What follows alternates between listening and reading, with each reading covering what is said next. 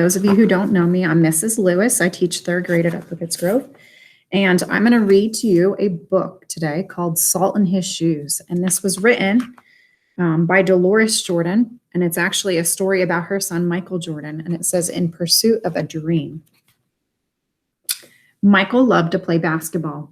Every Saturday, he followed his older brothers, Larry and Ronnie, to the park, hoping they would let him play. And if one of the guys who usually played with them didn't show, they always did. But there was one problem. His name was Mark, and he was the tallest boy on the court. What's the matter, Mikey? Too short? Mark flapped his arms in Michael's face. Over here, shouted Larry. But when Michael threw the ball, Mark's long arms came out of nowhere and knocked the ball away. It flew into the hands of a player on Mark's team. He made the basket, and the game was over, just like that.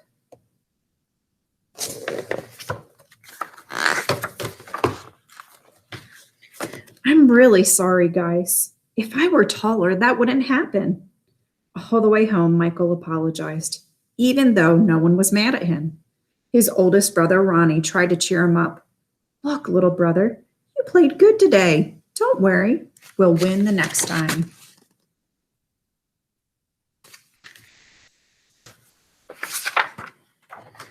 When they got home, Michael went into the kitchen where Mama was cooking dinner.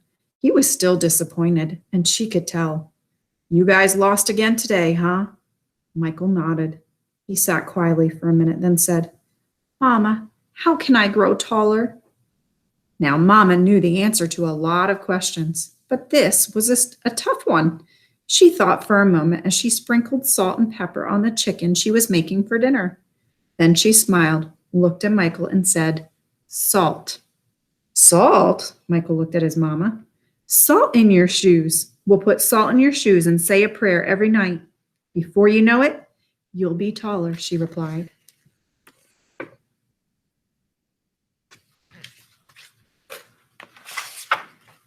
Salt in my shoes, Michael said quietly to himself. Surely Mama was teasing. He sat staring out of the window, trying to figure out how salt was going to help him grow. He noticed the rose bushes outside in Mama's garden. They had grown high along the fence, and roses of all colors were blooming on the vines. He thought to himself, I remember when Mama first planted those bushes. Michael's face lit up. If Mama knows how to make those rose bushes grow taller, then maybe she's right. Maybe salt in my shoes really will help me grow.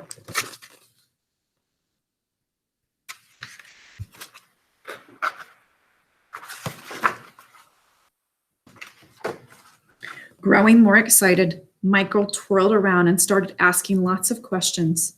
Mama, how long will it take? And how tall do you think I'll get?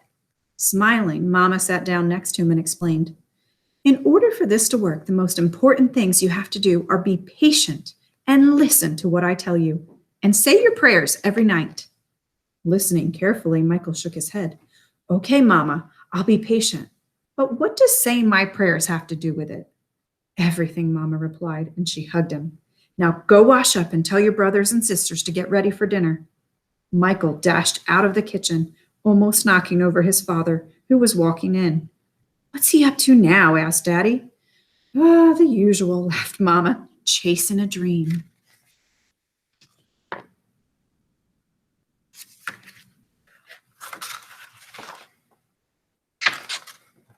Later during dinner, Mama noticed that Michael was barely eating anything.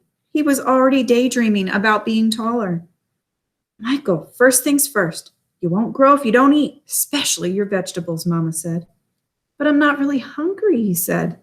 Raising her eyebrows, Mama gave him a stern look. Slowly, Michael picked up his fork and began to eat. Minutes later, his plate was clean, and he was asking for more. That evening at bedtime, Michael set his favorite game shoes on the floor next to the growth chart hanging on the wall. Then he put on his pajamas, said his prayers, and jumped into bed.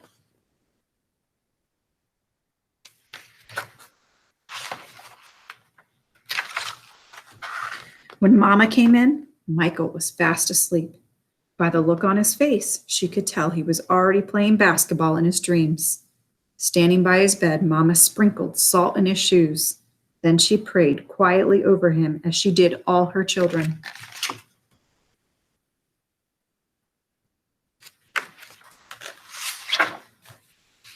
Dear God, please help Michael to be the best he can be and to give his best in all that he does. And Lord, could you please make him just a little bit taller tomorrow than he is today?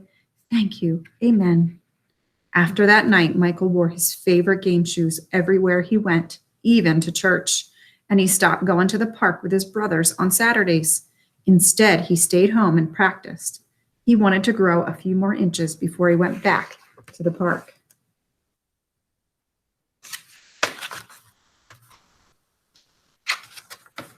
After 2 months of practicing and waiting patiently and praying, Michael stood next to the growth chart on his wall. Nothing! He hadn't grown an inch! He was disappointed, but he did not stop believing. I've just got to give it time, like Mama said, Michael thought to himself. And that's what he did. 2 more months of practicing went by and still nothing. Now Michael was becoming a little sad. Not only had he not grown 1 inch, but he also missed playing basketball with Larry and Ronnie. About the only thing he didn't miss was being picked on by Mark.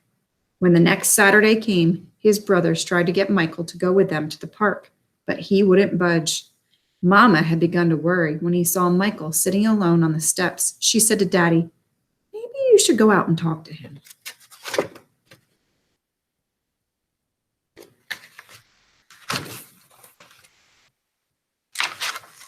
So Daddy went out and sat with Michael.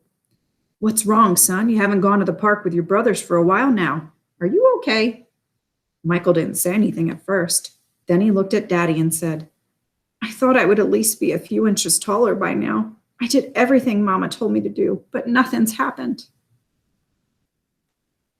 Michael, why do you want to be taller?" Daddy asked. "If I were taller, I'd be a great player and I could help our team win," Michael answered.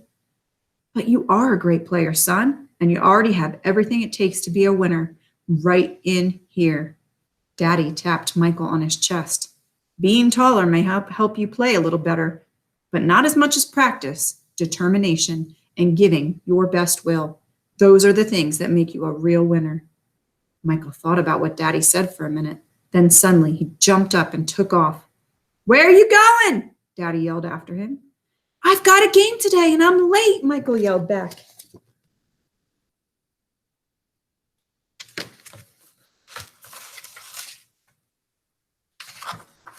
When Michael reached the park, the game had started.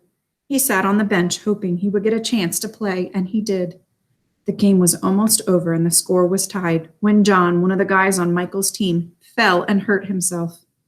Here was Michael's chance. Michael joined his team in the huddle as they gathered on the sideline for a timeout. "Okay, the game is tied. All we need is 1 point. Who wants to take the shot?" Ronnie asked. He looked in Michael's direction. Feeling more confident than ever, Michael said, "I'll do it."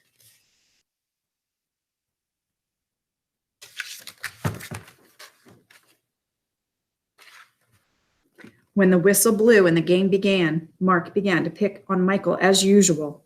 "Still trying to play with the big boys, huh?" Mark taunted. But Michael paid him no attention.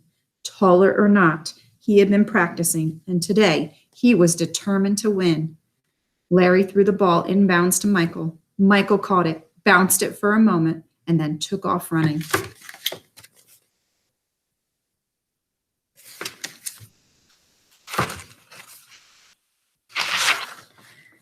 As he approached Mark, Michael shifted to his right. Mark followed, but while he was still shifting, Michael spun to his left. He stepped behind Mark and shot. The ball arced far above his opponent's hands and fell silently through the hoop. 2 points! The game was over. Michael's team had won. It was just as how Michael dreamed. When he realized what he had done, Michael took off running and didn't stop until he reached home.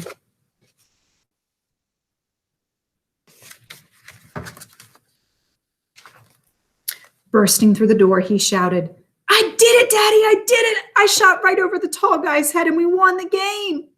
Running in behind him, Ronnie and Larry joined the celebration.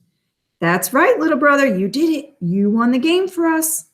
Michael remembered the look that Ronnie gave him during the last time out of the game and said, No, we won the game, but I was the star.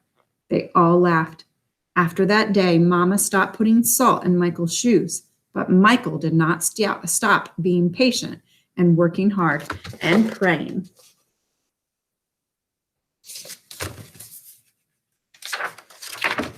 So that must be what made Michael grow to be a 6'6" tall basketball superstar. I hope you enjoyed that story, and I want you to remember that you should always pursue your dreams, no matter how small or big they are.